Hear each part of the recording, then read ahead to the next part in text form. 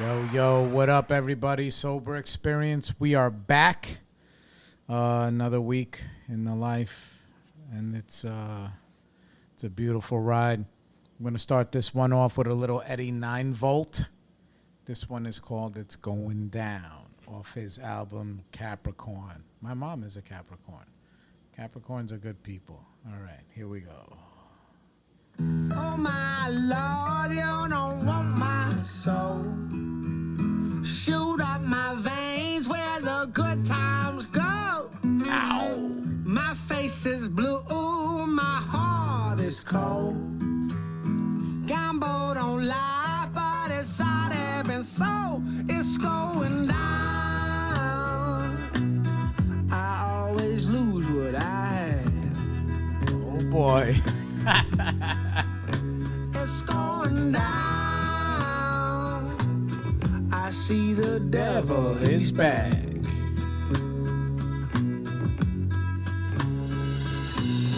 3 days I'm up and moving down the line. Called for my baby, but she said not this time. I'm drinking heavy, 3 bottles of wine.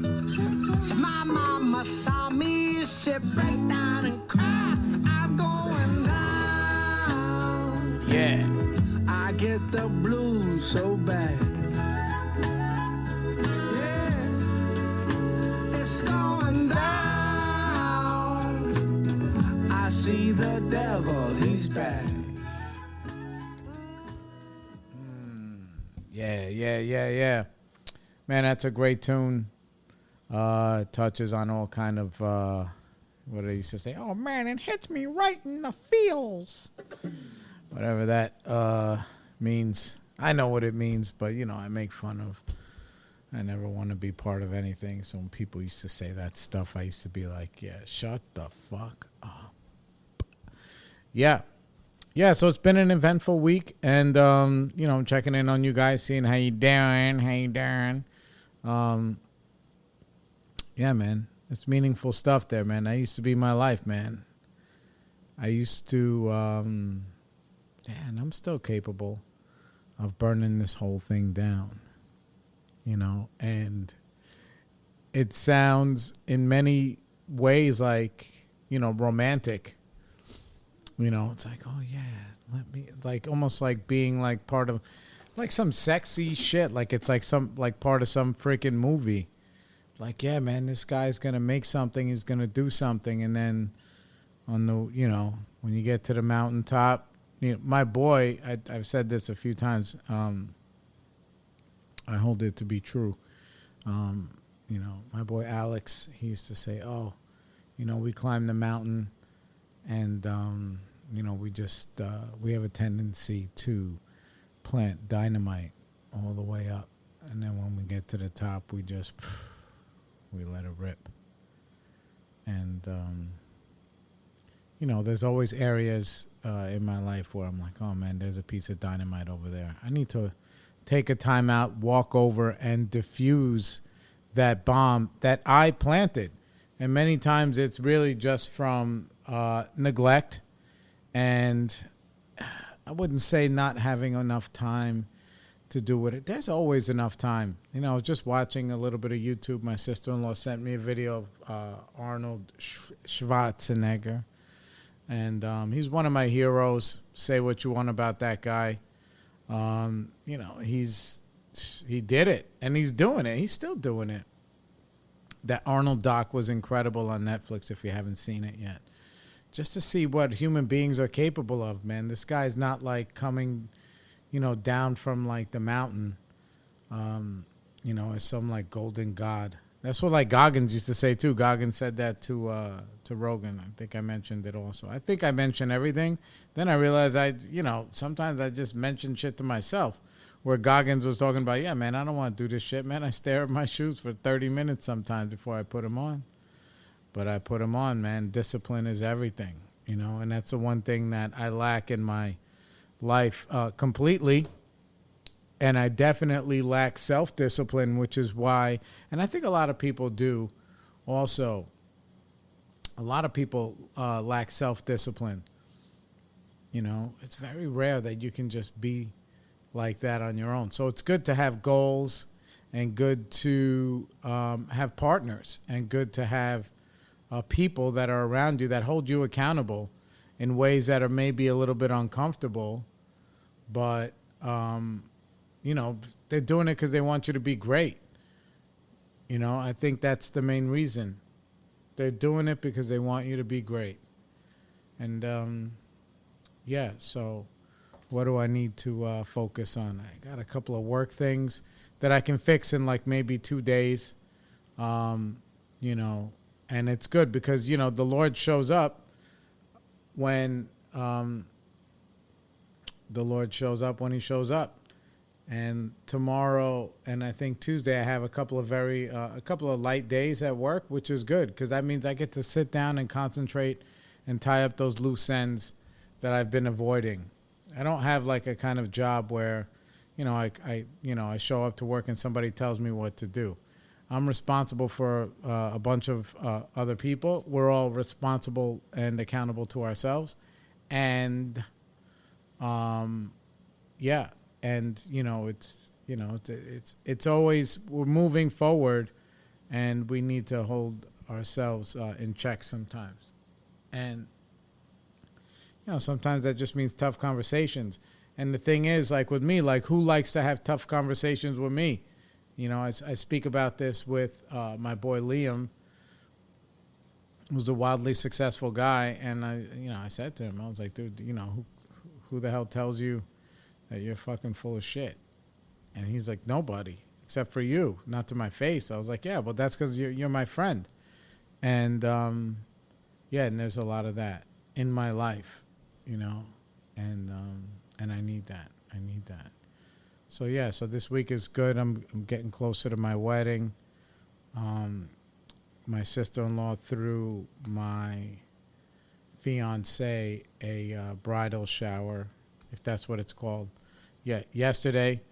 And, we're old school traditional, which means that, bridal shower, there are no men around, Same thing like baby showers. Like, dude, there's no men around, and which is cool. And it was hard to keep the whole thing under wraps from my girl throughout the week. We got my mom involved, this, that, and the third. And they ended up going to a karaoke bar in Manhattan. It was my sister-in-law, a couple of my cousins, my mom, obviously my girl, a couple of cousins on their side. And if you guys don't know my lady, she is an extreme introvert, like extreme.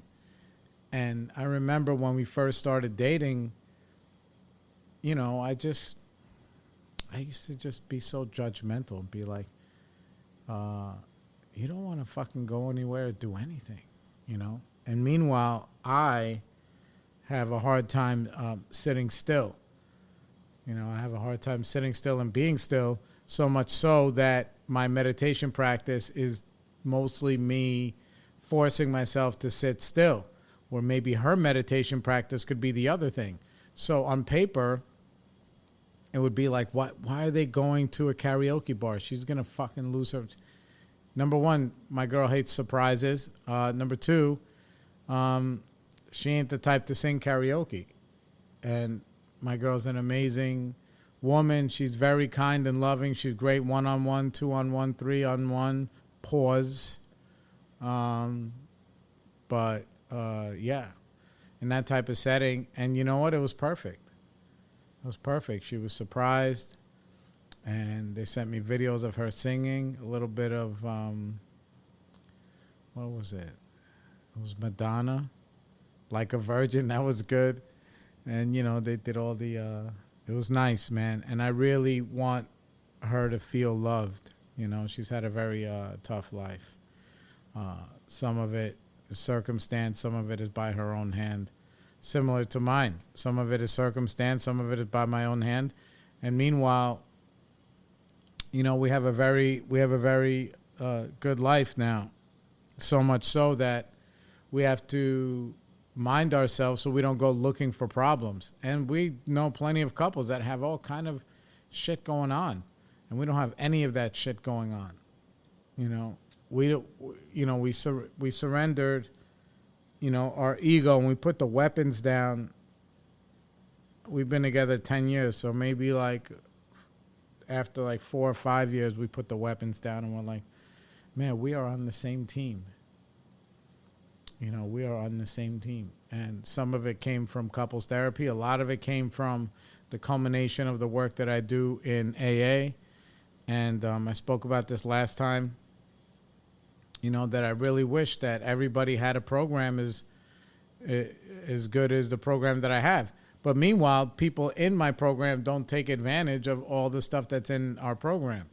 So, you know, from afar, I watch people who are going down some of the same roads that I went down in early recovery.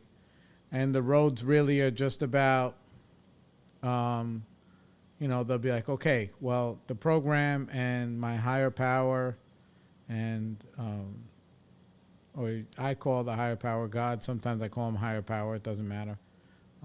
You know, they can handle all of that, but all of the drinking and the drugs and the who was, and all the other things. But I'm going to try and control all this other shit. Like it's like segregated. And then a little bit at a time, you learn how to just bottom out on all the other things, and then you invite all of the help into everywhere of your life. And only then are you really practicing, you know, all of those 12 steps, or at least the 12th one where it says, having had a spiritual awakening as a result of these steps. You know, we carry this message to alcoholics and practice these principles in all our affairs. That's what it says. So to practice the principles in all your affairs is not an easy thing to do. When there's money on the table, when there's love on the table, when there's resentment on the table, you know, you don't want to give. I didn't give people a fucking, for a long time, I didn't even give my own woman like space to breathe. You know, I thought I was showing up everywhere with all of the opportunity. That's what I thought. You know, I thought I am the great I am. And meanwhile, I'd been without a drink a long time. And, you know, but you don't really encounter what kind of work you need to do on yourself until you encounter it, you know, until it's presented to you. So I was doing the best that I could at every step of the way. And I'm doing the best that I can now. And the best that I can means I can always do better. And it doesn't mean I feverishly or relentlessly, you know, hold my feet to the fire or, you know, put that much pressure on myself. But I respect the fact that, you know, I need to, you know, I need to just be, I need to be in constant motion. I do, because I have a tendency to go backwards. And it's funny that the song was talking about, wow, here's the devil again. You know, here he is. You know, always when I'm, you know, when I'm around a time where I'm going to be great, I let good opportunities die on the vine. I let conversations go into negative space, you know, and I turn into, you know, a judgmental, I turn back the clock on myself, because then cause that's my tendency. My tendency, it's funny, I got to stop saying it's funny. I have to start putting these little signs around me when I record my episodes. When I used to work on Wall Street, I used to say the word, I think I used to say the word like all the time. So I had an index card in my little cubicle, and it said, don't say like. And I would stare at it every time that I was on telephone, and then eventually you don't say it. So what I find amusing is that, you know, I say like all the time now, and I need to go back to doing that stuff. I pride myself in trying to be a really good communicator, only because, you know, initially I have a voice inside of me that thinks nobody understands. So I always have to over-explain everything. And I have to make sure everybody gets every single thing. And I have to be right about every single thing. And I have to know everything about every single thing. And the truth is that's very rare. That's rarely the case. Most times, you know, I try now to keep my mind open to being in the gray area and say to myself, hey man, this person has feelings that I am unaware of, and feelings that are valid, and feelings that they have a right to have them. And that is a new concept for me, because everybody was my enemy for most of my life. You know, everybody was my enemy, and none of that stuff was true. It was all in my head. So where are we now that, you know, maybe I spent some small moments thinking that the karaoke wasn't going to work and this and that, and it ended up being perfect. Because what the hell do I know? You know, what do I know? My girl sister knows her better than me, and that's exactly the medicine my girl needed. She's been studying very hard for her school. She's going and doing a vascular sonogram certificate, and she's going balls to the wall with that, going to school full time, aside from helping out with our business and doing that kind of stuff and getting prepared for a wedding. So she puts a lot of pressure on herself. So just a night out, singing songs in a karaoke bar, not worrying about dress sizes and this, and eat the wings, you know, just eat the wings and the dumplings and whatever. And it was good. It was good. It was a good. It was a great evening. I had some time to kill in the city, so I went uptown to a meeting that I hadn't been to in a long time, 79th Street Workshop, and there was a guy there that was sharing his story, and he was sharing it was a great story. You know, it was a great story. He came in to recovery. He couldn't get sober. Then he finally gets sober, and he gets all that the cash and prizes after a couple. You know, he's doing all the things that he's supposed to be doing. So he's getting what he's supposed to be getting, and a little bit at a time, you know, the money becomes a higher power. He starts chasing money, less meetings, and you know, there is no cure for alcoholism or addiction. There's no cure.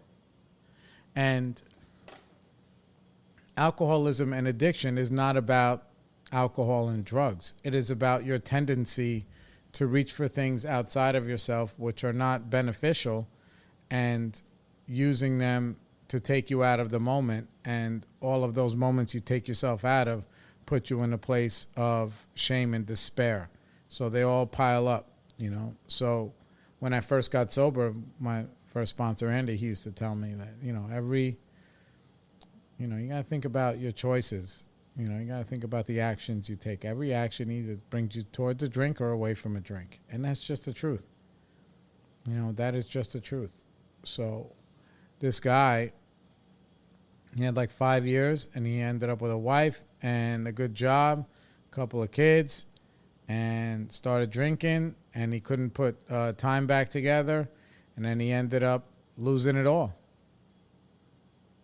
He ended up losing it all in a couple of years. He was saying he was getting a few months here, a few months there, and, you know, he had a couple of incidents at home involving his woman or involving the kids or something, police, whatever, and all that stuff is on the menu when once you ring the bell. Once you trigger that you know, the allergy, they call it. The allergy means that, you know, when you make these choices about, you know, the stage is set, and you make these choices, and then all of a sudden you drink, and then you forget that once you start, you are unable to stop. Like it's not possible for you. Like you can't. That's what makes you an alcoholic, is somebody who cannot stop drinking once they start. And it becomes an obsession. And he was staying out for 4 days at a time, which is my style. And yeah, man, he torpedoed his whole life. So I know that, I have to be very vigilant about what I do, and not be blind to all of the things that are going on around me, and not to become consumed by them, but at the same time, also be responsible for, what's going on. So, responsible for my actions is really what I wanted to say. It was funny because I was reading what do you call it? I was reading a story with one of my sponsees who is, he's doing really well, and he's got some good stuff going on, but he's got life stuff going on. And I have to shine the light on all of the stuff he has going on and say, hey, listen, I know things are going good now, but some of the things you're involved in are going to bring both positive and negative reactions from people around you, whether it's like starting new jobs, getting sober, quitting jobs, whatever, leaving your partner, all these other things that you think you're doing in order to help yourself, but you're really sometimes looking for relief. So it's funny. So I was reading the story with him, and I'm going to share some of it. And that's why I just, I stumbled a little bit because I was looking it up, because this was completely unplanned. Because I was talking, there was a girl in the meeting who was sharing that she was reading the same story out of the big book with one of her sponsees. And everybody has their own perspective, and that's fine. And I have mine too. And then after the meeting, I couldn't wait to chat with her about it. Because when I was there, I was just like, hey, listen, look, I have 4 hours of unaccounted for time, and I'm not saying I can get in trouble, but what am I going to do? How many cigars am I going to smoke? Wasting time? Am I going to go and meet with my dad and maybe, play footsie with him, where there's a, potential for, some kind of conflict, because he's an old guy and, he forgets things, and then I become very, I become insensitive to that. And then I was like, because I don't know, maybe I don't want to face the fact that he's losing his bird. Either way. So I was like, I'm just going to go to a meeting, and I did. I went to 79th Street Workshop, and that's where I heard the guy's story, and it was a good reminder. And then I was sharing that, hey, look, they're at, this guy's talking about losing his family and his wife and everything and whatever, and then it sets the tone, and other people start talking about, well, I'm divorced, and or I'm just coming out of a divorce, and I'm on my second marriage, and all these things that just because you get sober, it just means you're not drinking. The rest of the stuff is on you. Picking a good partner, if you get lucky, you pick a good one, and then if you're even luckier, you get to work on yourself to keep them, because just because they show up, they just got the jersey. It doesn't mean you're in the game. And life gets very lifey.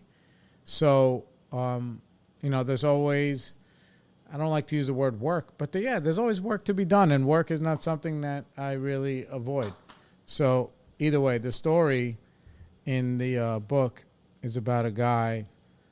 I call it like the whiskey and the milk story. So I'm going to just read it, blah, blah, blah. Because it's asking, basically, this guy kept getting drunk until he got sober, right?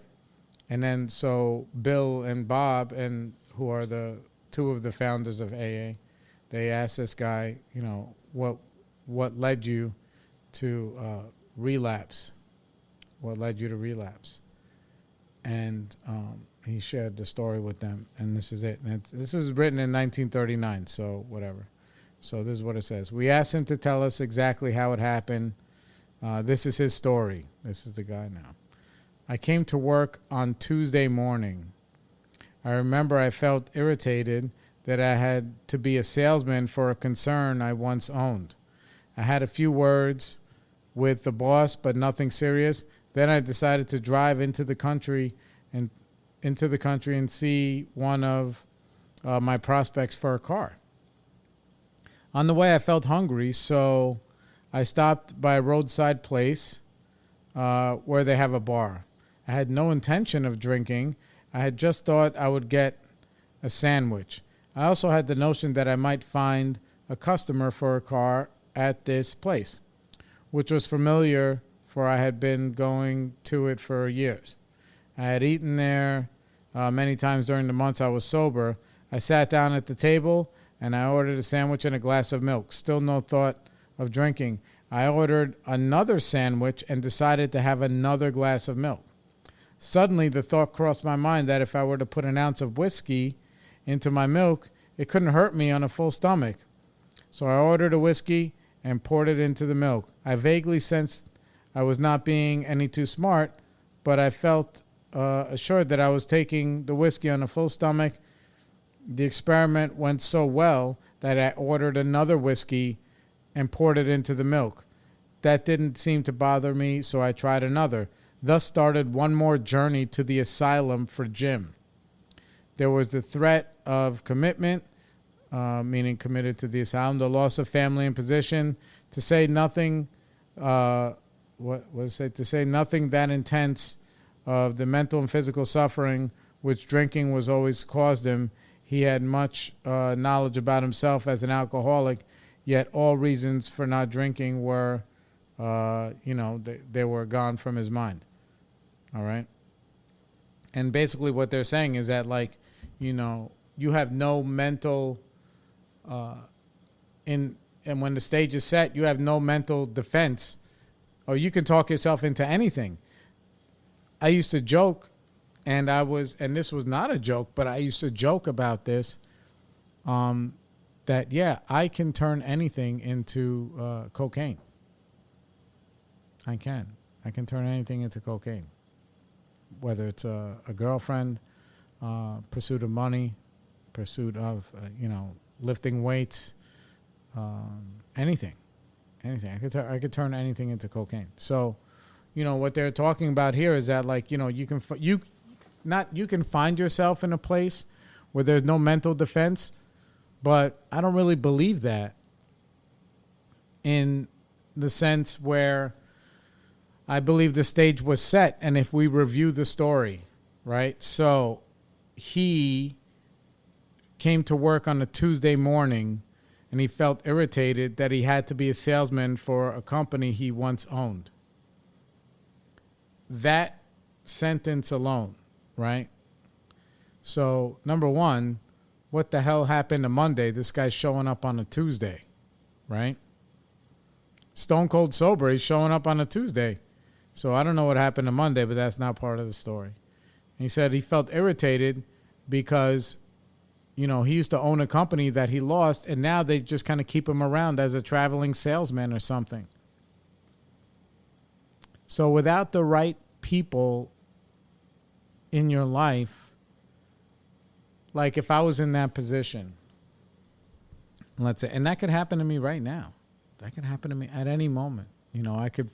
I've fallen back down the ladder so many times, and didn't pick up a drink, meaning that, like, I had a business and my business was really, really good, and then my business got hurt, and then I scrambled, and then I dusted myself off, and I got back to it. There was times when I had, 4 vans out there, working and whatever, and then I lost a bunch of it and went back down to one. There was a time I had to go back to answering my own telephone. And I had to go back to, doing all the work. I went out there. I was working today. I'm not too above any of that stuff. And it is because I have humility. And it is the way that I got humility is, if I was in this guy's position, if I felt irritated because I found myself back down the rabbit hole of, I'm like, man, I lost this thing. I lost that thing. I make a phone call. I start calling people in my network. I go to a meeting or something and I share about it. Like, hey, look, I used to own this company and now I don't own it. And now I'm a fucking salesman or whatever. And I feel like shit and I'm irritated and I'm angry, right? I'm angry at the situation. And then somebody may point out to me, sir, number one, be grateful that you are not drinking in the moment from the irritation. Number two, Also, be grateful you still have a job. They could have just told you to go fuck yourself and could have just sent you on your way, and that would have been it. You lost everything, and they're still keeping you around, and it's not because you're a smart guy. You know, who knows why they kept that guy around, but they kept him around, right? But he doesn't have any of that, so he's sitting there with those feelings. He says, I had words with the boss, but nothing serious, you know, and those words weren't, I'm sure they weren't like, oh, what do you need me to do? Thank you for the opportunity. I appreciate being here. What's next? You know, how are you today? None of that, right? I'm sure nothing serious means that like he was probably, you know, he was in the wrong headspace. He says, then I decided to drive into the country, blah, blah, blah, go see somebody about a car. He says, I felt hungry, so I stopped by a roadside place where they have a bar. Okay? Now the stage is set. This guy is feeling like shit. You know, now he's stopping at a place where they serve alcohol. Now, you can buy alcohol or whatever on any corner, but if I'm in a bad spot, the saying is in AA, if you hang out in the barbershop long enough, you're going to get a haircut, right? So he goes in there to have lunch. Mind you, he says, and now he's doing all the rationalization, the justification, like, hey, maybe I'll find a customer in here for a car or something. Like, I'm like, dude, that's like sound like rationalization was explained to me anytime I try to rationalize something to myself, that it is an excuse stuffed with a lie. And that's exactly what that is. He needed to tell himself that it was okay for him to go into that bar. So he pulls up to the bar. He's in a bad spot. He's lying to himself. I don't like to say lying to himself, but he's definitely lying to himself. I go back and forth between being lying to yourself and being dishonest about what's going on.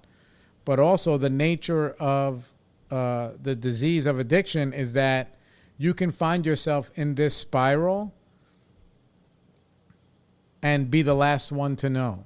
So it's seemingly this relapse comes out of nowhere, but no way. There are like breadcrumbs going through the forest, like Hansel and Gretel or whatever, that are leading this way.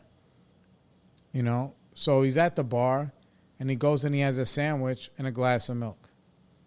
Right? And he says, you know what? I'm going to have another sandwich and another glass of milk. And this is when I was laughing with the girl in the meeting. We started talking about the story. I'm like, number one, I mean, there was all these other number ones, but I was like, dude, who the fuck goes into a bar and has 2 sandwiches for lunch? 2. He's already looking to escape. Like, who the hell can eat 2 sandwiches, like, as a healthy person? Unless it was sliders or something, like, you know. So all of these things are all playing a role. And then the thought comes into his mind, seemingly out of nowhere, that he's going to put some whiskey in the milk. And that's what he does. So he does like a little, like, you know, you put your left foot in, put your left foot out. He puts his left foot in, right? And what happens? Nothing happens, right? Nothing happens. Similar to, it doesn't have to be whiskey in the milk. It could be, you know, again, it could be, you know, some kind of lying, you know, to get over on somebody else. Nothing. Oh, look, I just lied and I got over on this person, or I took advantage of this situation, and in a negative way, or maybe I had some girl's fucking Instagram or something, and I messaged her, or I did some shit. I went looking for trouble, and guess what? I only found like a little bit of trouble. That's what's happening. So the house of cards doesn't fall down on one fell swoop, you know. So he's playing like Jenga. He's pulling one. He's like in zombie mode where he's pulling one little block out at a time. It's like, oh, nothing happened. A little whiskey in the milk. I'm on a full stomach. You know, that full stomach or empty stomach, still an alcoholic, right? Still an addict. And so what does he do? Because now he's like, I'll do it again. And then he does it again. And then next thing you know, there is no milk. Next thing you know, he loses everything. You know, they fast forward, which is another tool that they try to teach you, is to play the tape all the way through. Right? Play the tape all the way through and see what are the probabilities. I mean, anything is possible. Anything. You know, but like he could have went into the bar and he could have just had one milk, one sandwich, and got the fuck out of there. That's possible. But the probability of you going very close to the fire and not getting burned, you know, eventually you're going to get burned. And that's what happened to him. So I think about that story, and it's nothing comes out of nowhere except for life. You know, there's what does Ice-T always say? There's no defense for betrayal. But nothing comes out of nowhere. So I have to look at, you know, not feverishly, but be conscious and be aware of my actions. How am I talking to people? How am I even thinking about people? What space am I in? You know, how much grace am I giving somebody else? That's what I have to be mindful of, because I'm not, you know, the likelihood of me drinking is very low. The likelihood of me fucking up my life is above that, but it's still low, but it's on the table. It's on the table.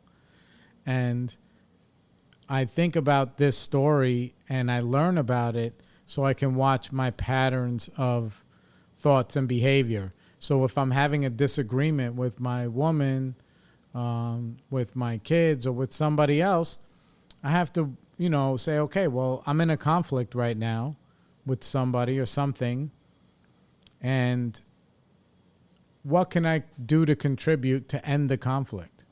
Sometimes, a lot of times, it's just me shutting up. A lot of times, it's just me saying, hey, look, man, even if I'm right this time, it doesn't matter, man.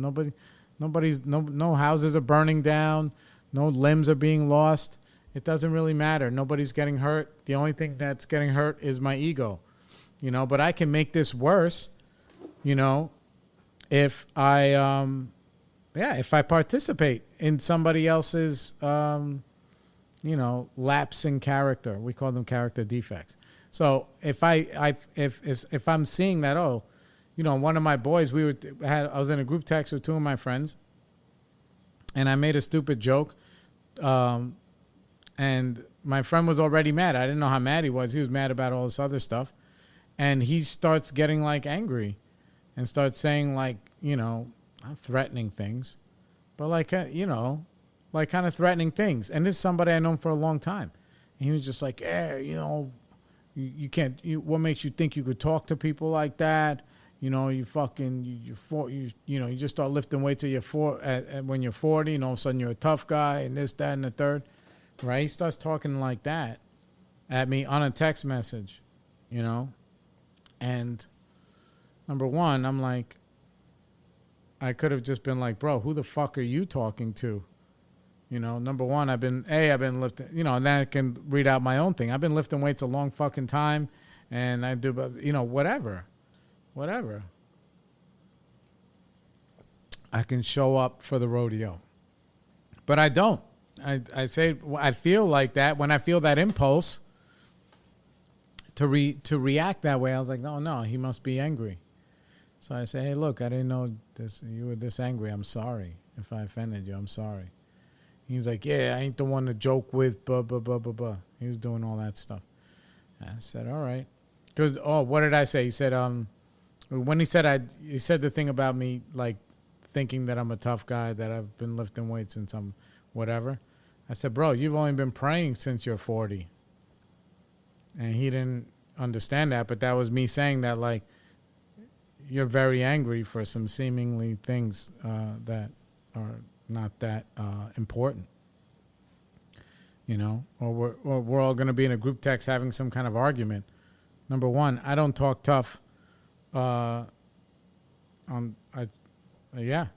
just don't. Period. I don't. Definitely not going to talk tough on a text message. So I sent the kid, the other kid that was on the group text. I was like, yo, this guy's very angry. He's talking crazy on a text message. You know, I said I didn't know he was that mad, and because I also apologized to him for being mad, and I didn't participate in that whole. I showed up, and I didn't participate, and I let the air out of the balloon, and then he sent me a message saying that he was sorry. He could have said things differently, and you know, he just feels threatened about this other stuff that's going on or whatever. Has to do with like my home group. You know, we have a lot of new kids doing a lot of stuff, and some of them want to change stuff, and some people don't want things to change, and I'm not that threatened by that or anything else. But, you know, in the moment he felt threatened, he had a bad moment, and I was there, and he knows me for 20 years, and he's fucking talking tough. I said, okay, you know, I love him. I know he loves me, you know.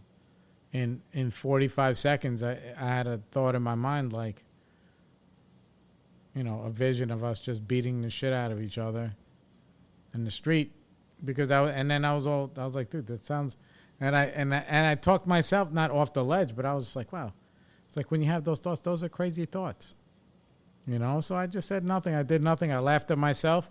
I felt bad that he was upset, and it was all good. After that, it was all good, you know, and it was okay. So what I'm saying is that, like,